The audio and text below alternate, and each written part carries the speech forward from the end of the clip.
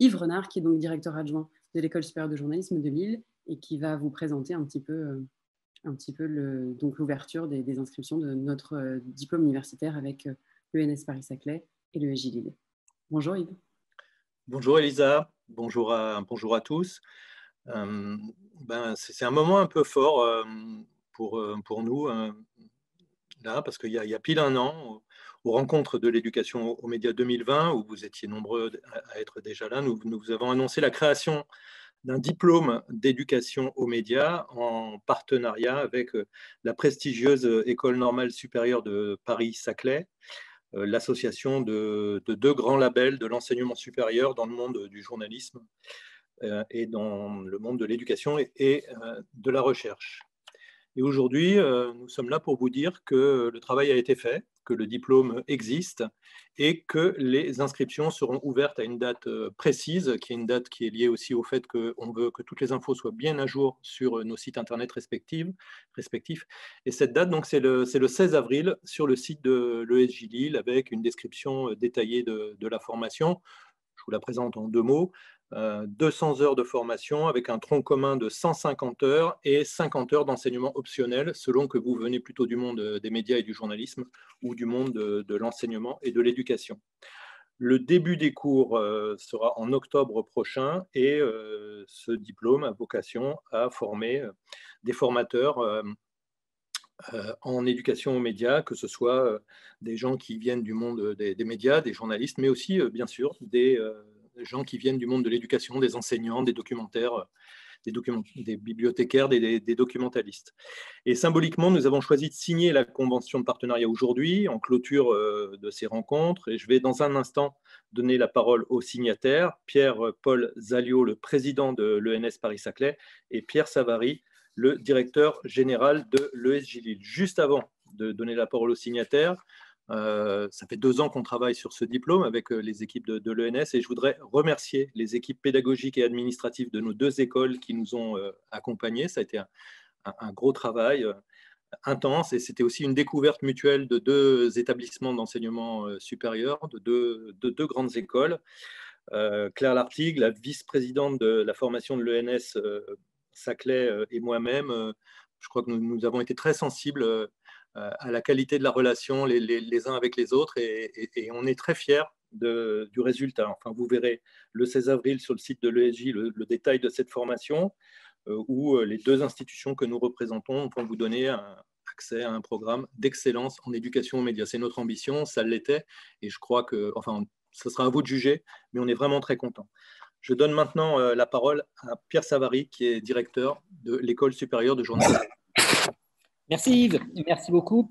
Je voudrais d'abord et avant tout saluer nos amis de l'École normale supérieure Paris-Saclay. Je suis désolé, comme je le disais ce matin à tous les autres participants à cette journée, qu'on ne puisse pas faire ce lancement ici en présence dans notre amphi ou de le faire d'ailleurs chez vous.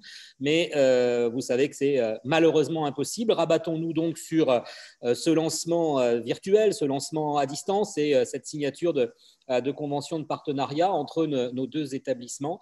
Et c'est effectivement assez symbolique de le faire le jour des rencontres annuelles de l'éducation aux médias. Je crois que les échanges tenus ce matin étaient passionnants et ils se terminent symboliquement avec cette signature. Ça fait des années maintenant que l'École supérieure de journalisme est engagée dans l'éducation aux médias. Ça fait de longues années. D'abord vis-à-vis de ses étudiants, d'abord en regard de sa mission première qui est de former des futurs journalistes. Et le besoin s'est fait de plus en plus fort, de plus en plus pressant que la formation à l'éducation aux médias soit intégrée à la formation des futurs journalistes. Ils sont, les jeunes aujourd'hui, étudiants, mais aussi les journalistes sur le terrain, de plus en plus interrogés, de plus en plus critiqués, de plus en plus bousculés par des interlocuteurs, qu'ils soient gilets jaunes, militants politiques ou citoyens engagés. C'est une frange du public, une frange parfois radicale, mais c'est une frange du public qui est celle des médias. Expliquer ce qu'on fait, expliquer pourquoi on le fait, comment on traite de l'information, on fabrique de l'information, cela fait partie de la formation d'étudiants en journalisme, mais nous pensons vraiment que c'est quelque chose d'indispensable, que cela fait partie aussi des clés qui vont pouvoir nous aider à tenter de regagner la confiance du public. Et vous savez que cette confiance est de moins en moins forte. Les études régulièrement le montrent. C'est notamment cette défiance qui nous amène aussi à vouloir développer cet apprentissage à l'éducation aux médias, à un public beaucoup plus large. Tu citais, Yves, le monde des journalistes, le monde de l'enseignement et de l'éducation. Et effectivement, il y a un public important, des enseignants, des responsables de documentation, des acteurs sociaux également, qui régulièrement nous interpellent pour nous demander des clés, pour nous demander de l'aide, pour nous demander comment faire. Alors, bien sûr, il y a déjà des interlocuteurs, je pense au Clémy par exemple et d'autres, mais avec la richesse du Clémy, on peut bien évidemment avoir des acteurs dans ce domaine. On pense aussi pouvoir y apporter une contribution forte. Quand on a pensé, tu le disais Yves, à cette formation il y a un peu plus d'un an maintenant, eh bien on a souhaité une formation structurée, une formation organisée et tout de suite on a pensé à travailler avec un ou des partenaires. Bien sûr pour une association de marque forte, c'est une évidence, mais aussi parce qu'à deux, on va plus loin et parce qu'on peut aller trouver de la compétence. Et Dieu sait qu'à l'ENS Paris-Saclay, on avait l'assurance sur de la pédagogie, sur de l'enseignement, de trouver des compétences fortement reconnues. Le programme est riche, il est ambitieux. C'est quelque chose qui est également le résultat d'un travail et d'échanges entre les équipes de l'ENS Paris-Saclay, les équipes de l'ESJ et ça aboutit vraiment sur une maquette de formation qui, je crois, est vraiment très, très, très riche, très intéressante et qui, je l'espère, séduira aussi tous ceux qui veulent acquérir une formation dans ce domaine. En tout cas, je suis ravi de partager ce temps avec vous et de paraffer cette convention de partenariat entre l'ESJ Lille et l'ENS Paris-Saclay. Merci. Merci beaucoup, Pierre. Je donne maintenant, et avec beaucoup de plaisir, la parole pour conclure à notre partenaire, Pierre-Paul Zaliot, le président de l'ENS Paris-Saclay. Oui, bonjour à tous. Vous m'entendez bien, j'espère? Très bien. Merci. Écoutez, je suis également très, très heureux de ce moment. Je voudrais remercier d'ailleurs immédiatement Pierre Savary de m'avoir au fond tendu la main il y a plus d'un an pour cette collaboration. Et il y a pour vos rencontres de l'année dernière, j'étais à Lille pour le coup. C'était pas l'année dernière, mais il me semble que c'était il y a un an, on était confinés. C'est pour ça que je suis. Mais c'était vous étiez peut-être pas à la même date. En tout cas, j'étais à Lille. Juste avant, oui. C'était juste avant. C'est peut-être une de mes dernières sorties d'ailleurs, au fond, avant le confinement, probablement peut-être même la dernière.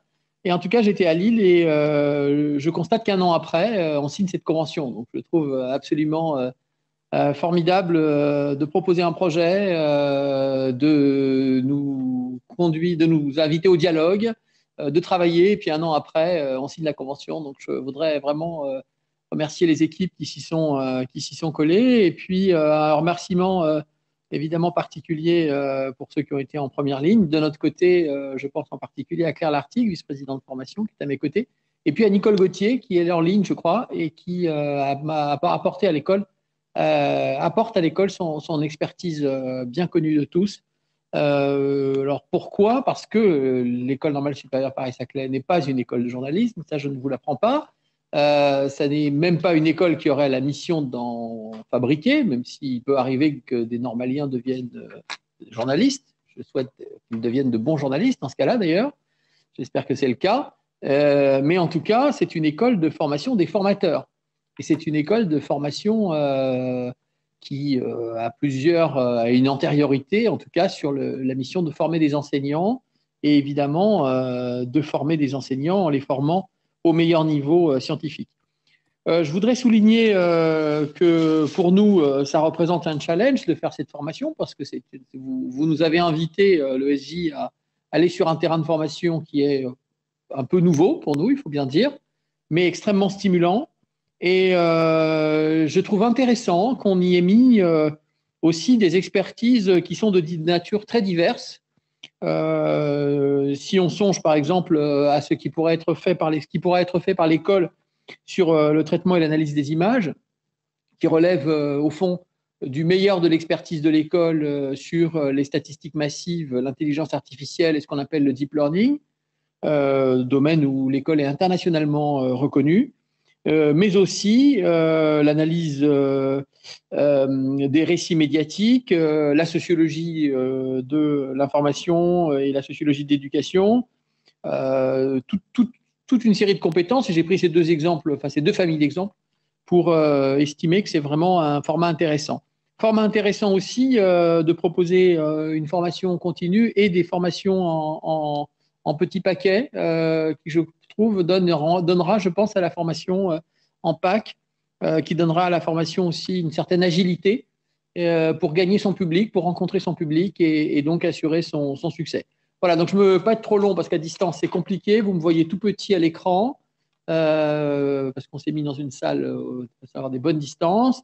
Mon stylo est dégainé, si je peux m'exprimer ainsi, là, vous le voyez. Et donc, je suis évidemment ravi d'apposer ma signature sur les exemplaires de la convention de partenariat entre l'ENS Paris-Saclay et l'École supérieure de journalisme de Lille.